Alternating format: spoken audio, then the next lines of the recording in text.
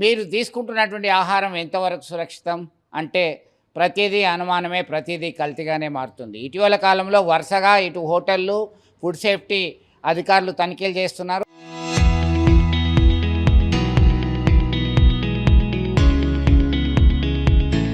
అలాగే కొన్ని ఫ్యాక్టరీలు అంటే కారపొడి, పసుపు ఇట్లాంటి వాటి మీద తనిఖీలు చేసినప్పుడు సైతం విస్తుపోయే నిజాలు బయటకు వస్తున్నాయి. తాజాగా కరీంనగర్ పోలీస్ కమిషనరేట్ పరిధిలో ఉన్నటువంటి రామడుగు మండలం దేశరాజపల్లికి సంబంధించినటువంటి మెగా ఇండస్ట్రీస్లో సోయా చంక్స్ దీన్ని మీల్ మేకర్లో వాడతారు.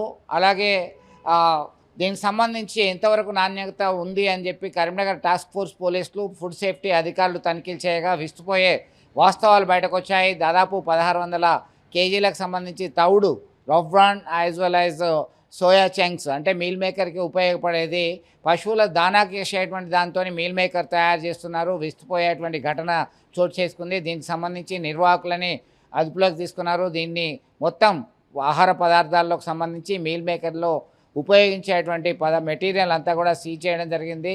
మొత్తం మీద ఇటు హోటళ్లలోనే కల్తీ అంటే మీల్ మేకర్కి సంబంధించిన పదార్థాలు, ఇతరత్ర ఆహార పదార్థాలు అన్నీ కూడా కల్తీమయంగా మారాయి. ఖచ్చితంగా జాగ్రత్తలు పాటించాలి. ఫుడ్ సేఫ్టీ అధికారులు నిరంతరం తనిఖీలు నిర్వహించాల్సినటువంటి అవసరం ఎంతైనా ఉంది. ప్రజల ఆరోగ్యంతో చెలగాటమాడేటువంటి వాళ్ళపైన కఠిన చర్యలు తీసుకోవాల్సినటువంటి అవసరం ఉంది. ఇది తాజా అప్డేట్.